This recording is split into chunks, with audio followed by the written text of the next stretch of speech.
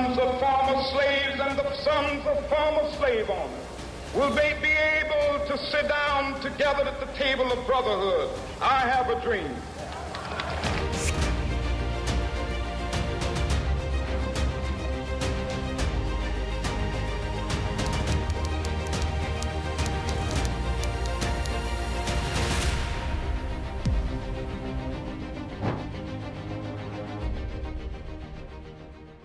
선거로 만나는 역사 속 이야기, 다채로운 선거의 세계가 선거학개론에서 펼쳐집니다.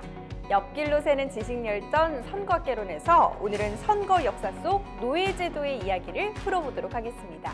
자, 함께할 두 분 바로 인사 나눠보도록 할게요. 박광일 작가님 그리고 함규진 교수님 나오셨습니다. 두 분 어서 오세요. 안녕하세요.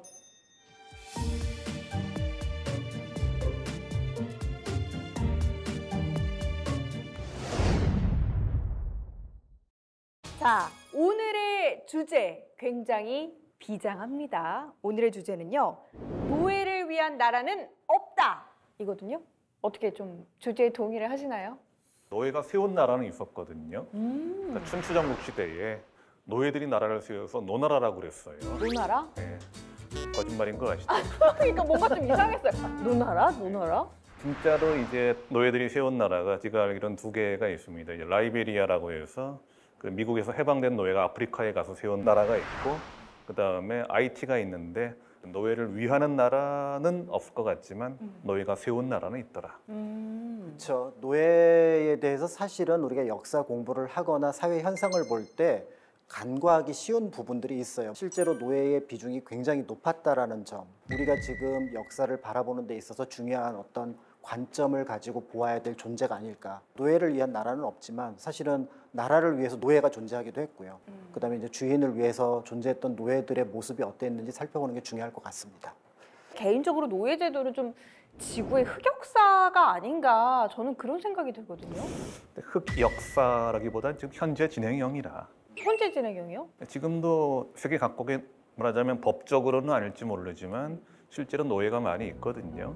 그래서 뭐 얼마 전에 들으셨을 거예요. 이제 IS 같은 데서 자금 마련한다고 얘네들을 노예로 팔기도 하고 매매혼을 시키기도 하고, 세계 각국에 아직도 사람이 아니라 노예로 다루는 경우가 꽤 많이 남아 있습니다. 사실상 지금 뭐 21세기인데 이게 노예 이야기가 나온다는 게 말이 되나요? 그러니까요. 그런데 그런 현상들을 조사를 해서 네. 실제로 노예가 존재한다라는 보고서가 있어요? 나오기도 했습니다. 오. 그러니까 심지어 이 보고서에는 이제 우리나라도 포함이 되어 있다라는 점에서 조금 충격적이기도 거짓말. 하죠. 우리나라에 노예가 있다고요? 제 주변에는 없는데. 호주에 이제 본부를 둔 워크프리 재단이라는 곳에서 세계 노예 지수라는 것을 발표를 하게 됩니다. 여기에서 이제 노예라고 하는 거는 예전과는 좀 다르죠. 말씀하셨던 것처럼 강제 노역에 시달리거나 또 때에 따라서는 판매의 대상이 되거나 또 때에 따라서는 강제로 결혼을 하게 되는 존재라는 점에서 예전의 어떤 법적인 노예라기보다는 실질적인 형태의 노예라고 볼 수가 있는 겁니다. 자기 자신의 의지로 자신을 컨트롤할 수가 없는 거죠. 의지가 무시당하는 존재. 아니 근데 지금 여기에 대한민국도 등장을 한다는 거잖아요. 네. 근데 제가 알기로는 우리나라 같은 경우는 그 노예제도가 조선에 폐지되지 않았나요? 그렇죠. 이미 순전 년간의 공노비가 이제 일부 해방이 됐고요. 네. 그다음에 이제 1886년에 공식적으로 노비의 세습 제도를 폐지를 합니다. 그리고 1894년에 갑오개혁 때 신분제가 철폐되면서 노비 제도가 사라지게 되는데요.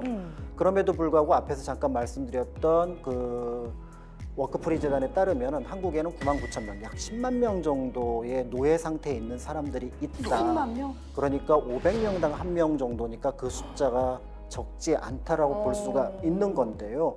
그런 면에서 볼 때 이 노예 제도는 지금도 우리에게 영향을 끼치고 있고, 더 나아가서 우리가 인권에 대해서 조금이라도 관심을 늦춘다면 우리도 모르는 사이에 노예 상태에 있는 사람들이 만들어질 수 있다라는 어떤 좀 경각심을 가지고 이 문제를 바라볼 필요가 있을 것 같습니다. 그러니까 이제 제도 자체는 사라졌지만 인권을 좀 존중받지 못하는 그렇습니다. 그런 사람들이 아직 남아있다라는 그런 메시지로 좀 경종을 울리는 것 같은데, 이 노예제도라는 게 먼 나라, 아니 먼 옛날 이런 이야기다라고 저는 그냥 막연히 그렇게 생각을 해왔거든요. 자, 이제 다시 주제로 돌아와서 저희 주제 노예를 위한 나라는 없다거든요. 그래서 질문을 드려보도록 할게요. 노예가 있는 민주주의는 있다, 없다? 거기에 대해서는 이런 질문을 되돌려드리고 싶은데 질문하시나요? 네. 고대 아테네는 민주주의다? 아니다? 당연하죠. 고대 민주주의 아테네 상징이잖아요. 그럼 아테네는 노예가 있었나 없었나요? 있었어요. 그럼 하나 더 보죠. 고대 그리스의 노예들은 선거권이 있다 없다.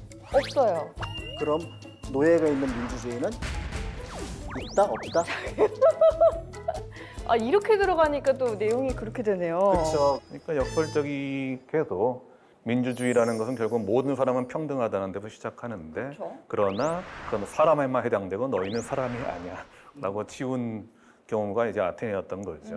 노예는 말하자면 사람으로 취급을 받지 못했고 그리고 더 묘한 경우는 여성은 사람인데 선거권을 줄 수 있는 사람은 아니야. 그렇죠. 이렇게 맞아요. 했던 거죠. 그래서 뭐 제한민주주의라는 말을 하는데 어쨌든 모든 사람에게 평등한 대우를 하고 평등하게 1인 1표씩 투표권을 준 민주주의는 아테네는 적어도 아니었다라고 볼 수가 있겠죠. 그러면 역사 속에서 노예가 선거권을 갖고 좀 선거에 참여할 수 있었던 그런 경우는 없었어요? 고대 로마에서 노예를 이제 규정하는 어떤 그 낱말이 자신의 운명을 스스로 결정할 수 없는 존재입니다. 그렇다면 자신의 운명을 스스로 결정할 수 없는 존재가 자신들의 대표, 더 나아가서 국가를 운영할 누군가를 뽑는다라는 것은 말이 되지 않는 부분. 뭔가 부수고 싶다.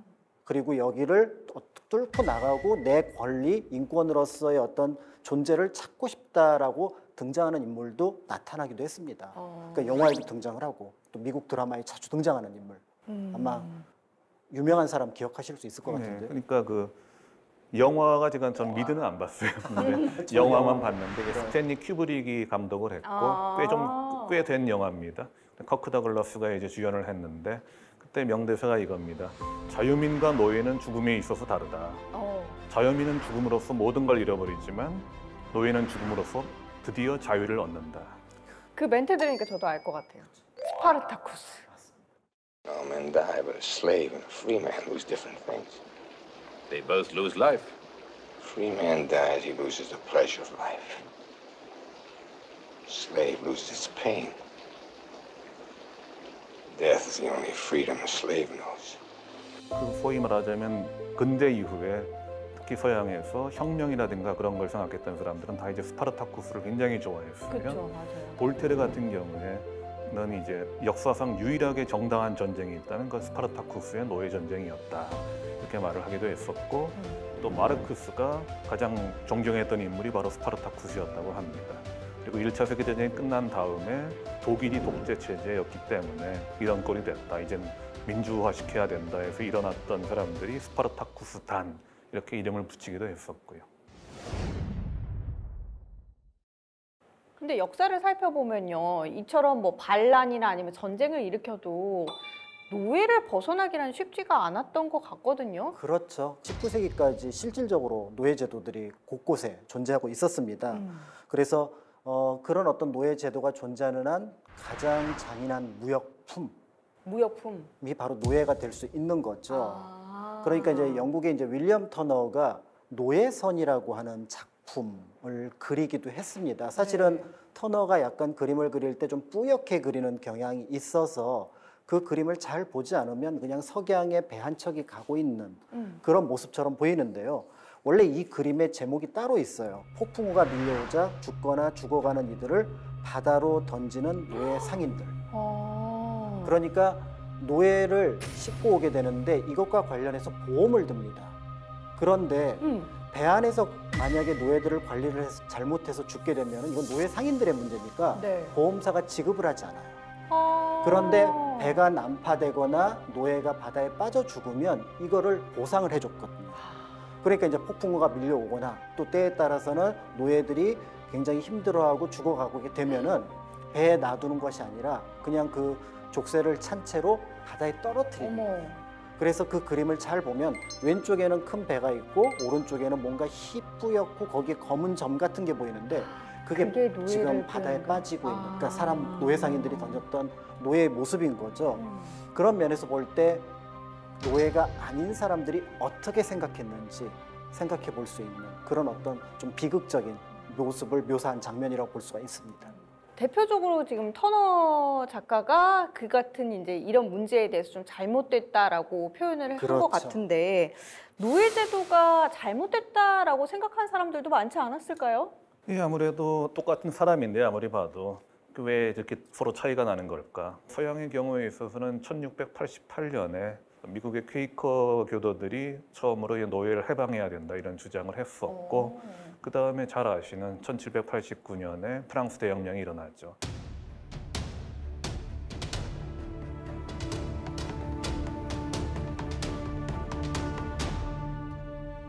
그래서 자유평등 박애 이 세 가지 원칙을 제시하니까 그때 이제 카리브해에 프랑스 식민지로서 상-도맹고라고 하는 데가 있었거든요. 네. 거기서 들어보니까 맞는 말이야.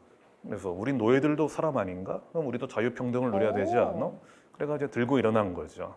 그래서 처음에는 프랑스가 아무리 그래도 그렇지 해가지고 탄압을 하려다가 워낙 거세니까 다시 생각을 해가지고 결국은 이제 그걸 인정해 줍니다. 그리고 1793년에는 이제 국민공회에서 이제 노예제는 모두 폐지한다. 이렇게 못을 박았죠, 아예. 그렇긴 했는데 나폴레옹인 그걸 좀 뒤집어요, 사실은. 예, 그래서 뭔가 좀 필요했나 봐요. 그래가지고 아니 다시 노예제를 부활시킨다 해놓고 이제 그 생도맹고를 침략을 하죠, 군사적으로. 하지만 이미 자유의 맛을 봤는데 그렇죠. 나폴레옹이 겁납니까 어디? 그래서 있는 힘을 다해 싸워가지고 물리칩니다. 그래서 독립을 세우고 그게 바로 지금의 IT 노예가 스스로 자기들을 해방해가지고 나라를 만든 경우는 있더라. 이렇게 되는 거죠. 어쨌든 프랑스에서는 그 이후에도 노예제를 어떻게 하느냐에 대해서 굉장히 좀 오래 가다가 결국은 뭐 7월 혁명 거치고 2월 혁명까지 가서 1848년에 가서야 그 공식적으로 이제 아직도 식민지 있으니까 네. 식민지에는 노예들은 전부 다 해방시킨다. 그리고 프랑스 국민의 자격을 준다. 이런 식으로 목을 박음으로써 프랑스에서는 프랑스 혁명을 그렇게 오래 겪고 나서도 거의 마지막 단계에서 노예제가 없어지는 그런 상황을 겪게 되죠. 굉장히 오래 걸렸네요. 하지만 이제 그 프랑스는 그렇게 됐지만 갈 길이 멀고 또 노예 제도로 하는 거는 그 당시에 이제 여러 곳에 남아 있게 되는데 노예하면은 어떤 나라가 떠오르세요? 떠오르는 곳이 두 곳 있어요. 어디? 미국, 영국. 그렇죠. 그러면은 이 두 나라 중에 어떤 나라가 먼저 노예 제도가 사라졌을까요? 미국, 영국. 미국, 영국. 의외로 영국? 의외라고 하는 말은 이유가 있으시거든요. 왜냐하면 그 노예로 인해서 굉장히 많은 돈을 벌어들였잖아요. 그렇죠. 그러니까 그게 폐지되기가 사실상 쉽지 않았을 것 같거든요. 그렇죠. 그러니까 보통 우리가 미국의 노예제도에 대해서는 관심을 많이 갖고 듣기도 많이 했지만 영국에서는 언제 노예제도가 폐지되었는지 이런 것들을 잘 모르기도 하는데요. 19세기에 노예를 실어 나르는 무역선의 절반이 영국 배였습니다. 그러니까 영국에 끼치는 재정적인 이익으로 끼치는 영향이 굉장히 커서 한때는 뭐 재정의 3분의 1까지 갔다고 할 정도였으니까 그거를 쉽게 포기할 수가 없었던 거고 그런 면에서 사실은 이제 그런 어떤 노예 제도가 이제 없어지는 과정은 굉장히 조금 어렵고 어려웠을 것 힘들었다 같아요. 이렇게 볼 수가 있고 또 그 반대도 만만치 않았다 이런 것들을 짐작해 볼 수가 있는 거죠. 자유와 평등이 뭐 돈 앞에서는 속절없을 것 같아요. 끈질기게 뭔가를 이루려는 이상을 이루려는 사람들이 또 있으니까 또 가능하겠죠. 그래서 영국에서 노예제를 폐지하는 데 있어서 이 사람을 빼놓고 얘기하면 말이 안 되는데 바로 윌리엄 윌버포스라는 사람이거든요. 네. 이 사람은 상당히 그 부유한 집안에서 태어났고 젊은 시절에는 굉장히 방탕하게 살았다 그래요. 그러다가 어느 순간 회심을 합니다. 그러면서 맞아 내가 기독교인으로서 그 사랑과 박애를 얘기해야 되는데 아직도 우리 영국에 노예제가 있다는 건 이건 말이 안 된다. 내가 이걸 폐지하기 위해서 내 일생을 걸겠다. 이렇게 작정을 하는 거죠. 네. 그래서 이 사람이 하원의원에 당선되고 노예제 폐지 법안을 내는데 11번 냅니다. 11번. 그러니까 네. 쉽지 않았을 것 같아요. 그러니까 이제 보통 10번 찍어 안 넘어가는 네, 나무가 네. 없다 그러잖아요. 근데 10번 찍었는데 안 넘어가. 네. 그래 그럼 또 찍어. 그런 거죠. 그분도 대단하네요. 근데 그렇죠. 끈기가. 암살도 2번 당할 뻔했다고 그러더라고요. 근데 또 이 사람이 뭐 공자님께서 말씀하시기를 이제 그 의로움은 반드시 짝이 있다, 외롭지가 않다 그렇게 말씀하셨는데 그런 것처럼 도와주는 사람이 또 생깁니다. 그 사람은 존 뉴턴이라는 사람인데 네. 이 사람은 원래 노예선 선장이었어요. 노예선 선장. 근데 이 사람도 회심을 해가지고 네. 그 윌버포스의 대의에 동의해가지고 같이 이렇게 F자에서 일반 목사로서 계속 뭐 책을 쓰고 설교를 하고 하면서 노예제가 있어서는 안 된다고 계속 이렇게 주장하면서 다닌 거죠. 이 사람이 도와주고 또 전에 우리 선거 개론 시간에 다뤘던 사람, 그러니까 영국의 최연소 총리, 그러니까 윌리엄 피트. 그 사람이 또 윌리엄 복사 친구예요. 친구이면서 수상의 자격으로서 계속 이렇게 좀 도와줍니다. 어떻게 이루어지도록. 그래가지고 1807년에 드디어 무역일단 폐지되었고, 그다음에 1833년에 영국에서 노예제가 모두 사라지게 되는 겁니다. 동양에서 드물게 이제 그 노예제도가 확 하고 사라진 나라가 있어요. 갑자기요? 네, 바로 태국입니다. 태국. 네, 태국의 이제 라마 5세라는 분인데 그 제위 연도가 우리나라 고종하고 비슷해요. 1868년에서 1910년이니까 1963년부터 1907년까지 있었던 고종의 어떤 통치 기간하고 굉장히 비슷하거든요. 그러니까 약간 근대로 넘어오는 격변기라고 볼 수 있는데 태국 왕실에서는 이제 왕세자가 되면은 이제 특히 영국 쪽으로 이제 그 공부를 하게 하거든요. 뭔가 이제 개혁을 해나가고 바꿔 나가야지 하던 그런 참에 자신의 왕비가 강에 빠지는 일이 벌어집니다. 그러니까 이제 왕을 만나기 위해서 짜야프라야 강을 올라오는데 여기서 이제 한번 난간에 있다가 아마 배가 휘청했던 것 같아요. 네. 그러면 우리가 생각하면은 너무나 당연하게 왕비를 구하러 가야 되죠. 당연하죠. 빨리 뛰어들어서 구해야죠. 그런데 당시 배에 타고 있었던 상당수가 노예였고 노예는 왕족의 몸에 손을 댈 수가 없어서 어떡해. 결국은 왕비와 공주 그리고 뱃속에 있는 아기까지 다 잃었어요. 생명을 잃게 됩니다. 그러니까 개혁에 대한 생각, 근대에 대한 생각을 가지고 있었던 라마 5세는 이 일을 계기로 노예제를 폐지를 하게 되고요. 그래서 지금도 태국에서 이 라마 5세 같은 경우는 굉장히 존경받는 왕으로, 그래서 100바트짜리 지폐에 그 얼굴이 새겨져 있기도 한데요. 그런 면에서 때에 따라서는 양심, 또 때에 따라서는 어떤 계기, 또 때에 따라서는 어떤 인간에 대한 어떤 존중, 이런 것들을 생각하게 되면서 조금씩 발전하지 않나, 이런 생각이 들기도 합니다. 그러니까 라마 5세가 대단한 게 그 어떻게 보면 생각을 그렇게 할 수도 있는 거잖아요. 아무리 그래도 그렇지 우리 왕비를 안 구했단 말이야. 너희들 다 죽여버려. 뭐 이런 식으로 엄청나게 피바람만 불고 넘어가서 역시 노예들은 사람이 아니야. 뭐 그러면서 넘어갔을 수도 있는 건데 오히려 노예 제도 자체가 문제가 있기 때문에 이렇게 된 거다. 이렇게 생각을 반대쪽으로 해가지고 폐지했다는 게 참 대단한 거죠. 이야기를 쭉 들어보니까 뭐 노예들이 선거는 물론이거니와 그렇죠. 뭐 자유를 얻고 또 시민권을 통해서 보통 선거권으로 선거를 하게 되기까지 정말로 많은 역사가 있었다, 녹록지 않았다, 그렇죠. 이런 생각이 좀 드는 것 같은데, 자, 우리가 아직 언급하지 않은 나라가 있습니다. 등장하지 않는 나라, 바로 미국인데요. 옆길로 새는 지식열전 선거학개론에서 미국의 노예제도와 선거 이야기가 이어집니다.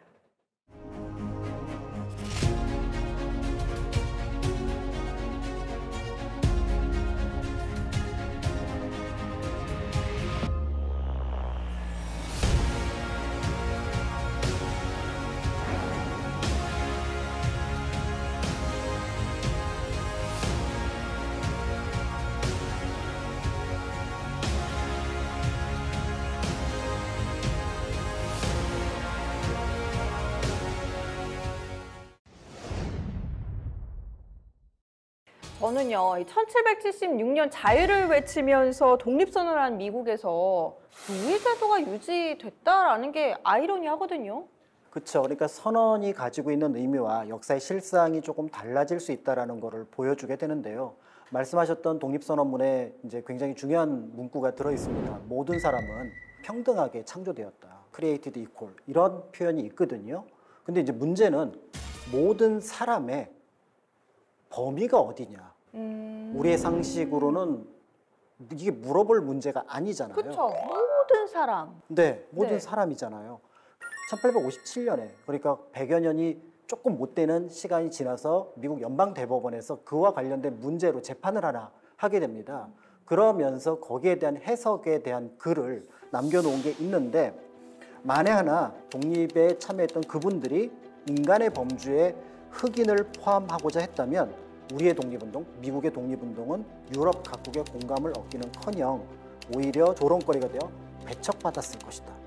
그러니까 노예들, 흑인들은 인간의 범주에 포함되지 않는다라는 거를 1857년에 확인했고 지금 문제 우리가 볼 때는 이게 미국 어떤 판결의 흑역사 가운데 하나로 볼 수 있었지만 당시에 이 문제를 해결하는 데 있어서 얼마나 복잡한 과정을 거쳐야 했는지를 짐작할 수 있게 하는 그런 어떤 사건이기도 합니다.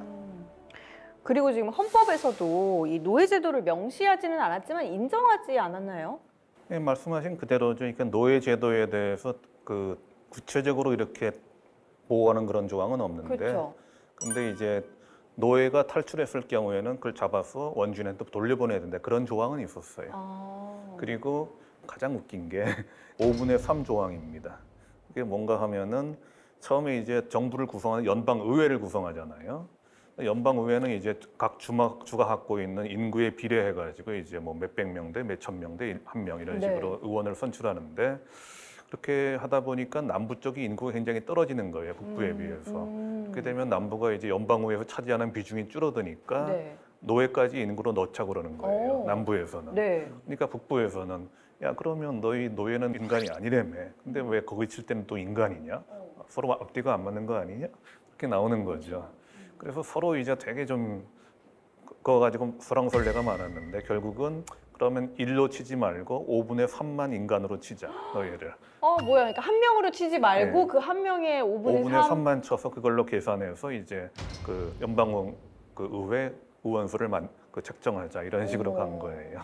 상당히 좀 이상한 거죠. 근데 다만 그런 것도 있었습니다. 새로 만일 그 연방에 가입하는 주가 있다면 그 주에서는 노예제를 인정하지 않는다. 그런 것도 있었기 때문에 과연 건국의 아버지들이라 불리는 이제 워싱턴, 제퍼슨 그런 사람들, 뭐 다 노예주였습니다만 그런 사람들이 노예제를 인정을 했느냐, 아니면 참아 못해 말하자면 남부 사람들을 이제 챙겨줘야 되기 때문에 그냥 어쩔 수 없이 인정했지만은 사실은 노예제에 반대했느냐, 이게 나중에 선거의 쟁점이 돼요. 그 유명한 링컨이 나왔을 때 링컨 더글라스 논쟁에서 더글라스라는 그 민주당 쪽 그때 사람은 건국의 아버지들이 노예제를 인정했지 않느냐, 우리는 그 정신을 계속 이어나가야 되지 않느냐. 링컨은 아니다, 마지못해 그랬을 뿐이지 뭐 실질적으로는 노예를 인정하고 싶지 않으셨다. 그러니까 그 정신을 우리는 살려가지고 지금은 노예를 없애야 된다. 링컨은 그렇게 나오고 이게 선거 쟁점화된 적이 있습니다.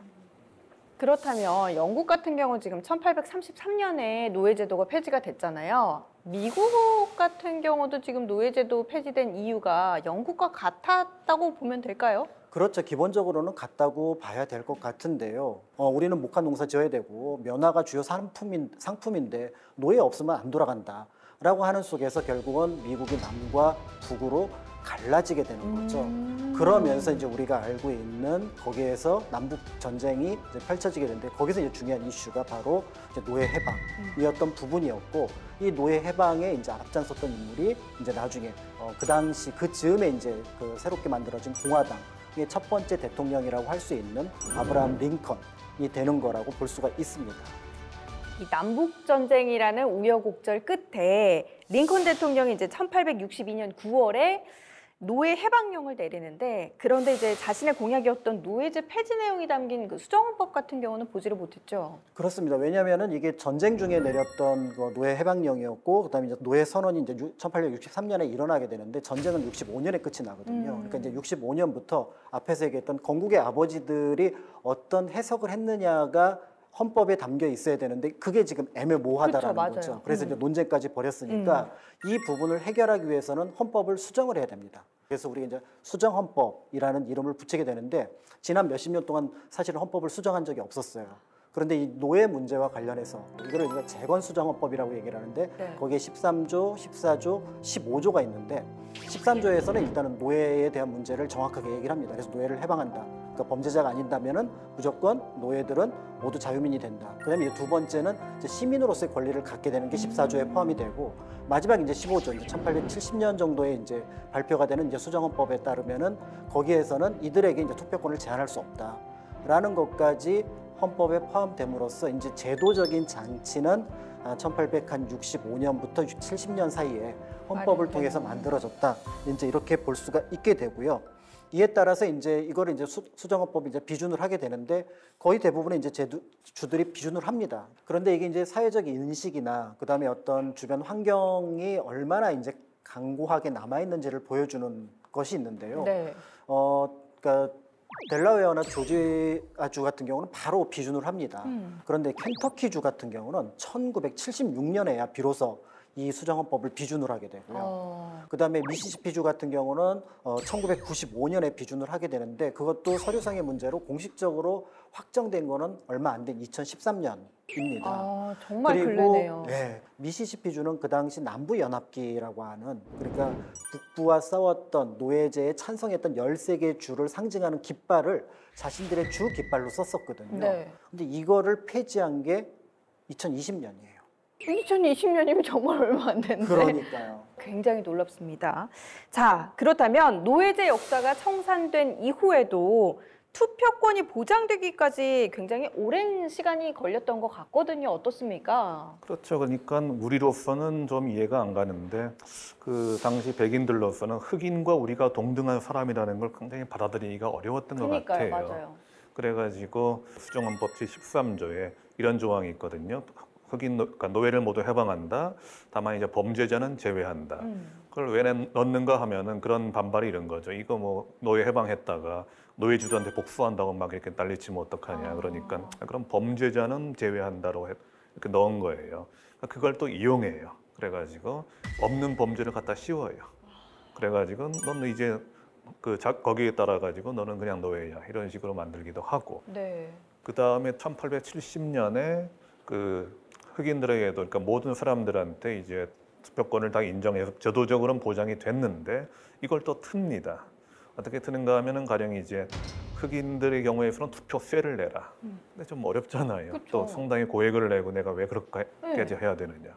그래가지고 왜 흑인한테만 세금을 물리느냐 해가지고 말이 나오니까 그러면 자격 시험을 봐야겠다. 이 말은 또 이런 거예요.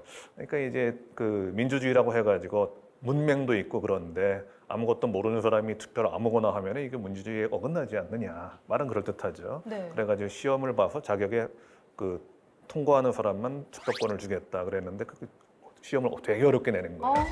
뭐야. 그러니까 원천적으로 완전히 봉쇄를 하는 거죠, 이게. 그렇게 하다 보니까 결국은 흘러가지고 그 사이에 뭐 잘 아시는 마틴 루서킹 같은 사람이 흑인들의 대행진 같은 걸 하면서 나에게는 꿈이 있습니다 연설도 하고 또 멜컴 X 같은 사람이 그런 식으로는 안 된다. 우리는 무장투쟁을 해야 된다 해가지고 그런 노선을 주장하기도 하고 아예 그냥 흑인들은 모두 모여가지고 그냥 아프리카로 다 가자. 이 아메리카에선 지긋지긋해서 못 살겠다. 그런 얘기도 나오고 결국은 그 명실공히 흑인들에게 투표권이 인정된 게 1965년입니다. 당시 린든 존슨 대통령이 거기다가 서명을 했죠. 그런데 이게 또 린든 존슨도 어떻게 보면은 딜레마에 있었어요. 네. 왜 그런가 하면은 이 사람이 텍사스 출신이거든요. 텍사스가 미국 전국에서 남부에서도 특히 흑인에 대한 반대 감정이 굉장히 심했던 거예요. 자기 지역구, 자기 텃밭에서 흑인들은 절대 안 돼 그러는데 자기가 서명을 하려니까 많이 망설여졌겠죠. 그렇겠죠.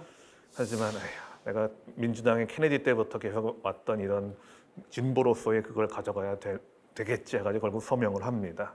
정말 선거권이 가만히 있는다고 해서 저절로 주어지는 건 아니네요. 맞습니다. 역사가 기억하는 선거의 시대를 우리가 또 살고 있지 않나 싶은데 자, 노예를 위한 나라는 없다.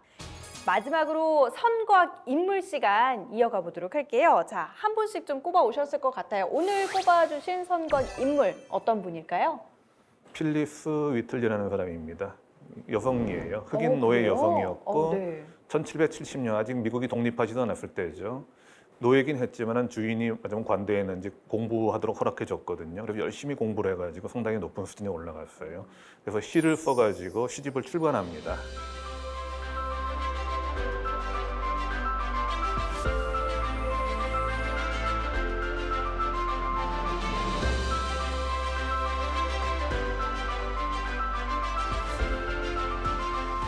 그러니까 이제 흑인인데다가 여성이 그 북아메리카에서 뭔가 출간을 한 건 그게 네. 최초였습니다. 네. 근데 이거를 사람들이 믿질 못하는 거예요. 건국의 아버지들까지 포함을 해가지고 아니 어떻게 흑인이 그것도 여성이 뭐 이렇게 격조 높은 시를 쓴다? 이거 뭔가 좀 업무가 있는 거 아니야? 그래서 아예 조사단까지 꾸립니다. 그래가지고 그다음 필립스를 미틀리를 불러가지고 당신이 쓴 거 맞아? 이거 다른 사람이 쓴 걸 당신 이름을 발표한 거지? 그랬더니만 아닙니다 하면서 이렇게 쭉 얘기를 하고 뜻을 변론을 하죠. 그래서 결국은 조사단에서 이 사람이 쓴 거 맞다 해서 결론을 내리는데 이게 어떤 의미가 있는가 하면 그때까지도 말하자면 흑인은 사람으로서 굉장히 열등한 존재다. 공부를 시켜봤자 얘네들은 제대로 못 배운다. 좀 떨어지는 인간이기 때문에. 근데 필립스 위틀리는 그게 아니라는 걸 증명해 보였다는 거죠. 그 기회만 주어진다면 흑인이고 게다가 여성이라 할지라도 충분히 지성을 가질 수 있고 이렇게 아름다운 시도 써낼 수 있다는 걸 보여준 거죠. 그래서 아마 건국의 아버지의 마음에도 뭔가 좀 울려가지고 아까 이렇게 말씀드린 것처럼 노예제를 완전히 뭐 없애자 그러지는 않았지만 어느 정도의 여지는 좀 둬서 나중에 링컨이 그걸 부여잡고 사실 건국의 아버지들은 노예제를 폐지하고 싶어 했다라고 주장하지 않았을까 그런 생각이 듭니다. 오늘 뭐 저희 함규진 교수님 얘기가 다 주옥 같으셔서 제가 뭐 덧붙이기가 조금 어려울 것 같습니다. 우리나라도 이제 조선시대 노예 제도가 굉장히 이제 뭐랄까요 좀 높은 비중으로 좀 심각하게 존재했었습니다. 1894년에 신분제가 사라지면서 공식적으로 노예가 사라지고 네. 각 집에서 이제 노비들을 해방시켜 주기도 합니다. 그런 의미에서 볼 때 한 1900년대에 들어오게 되면은 그러니까 노비가 천민이 사라지는데 한 존재가 그대로 남아 있었습니다. 바로 누구냐면은 백정들이에요. 백정들. 네, 소를 잡는.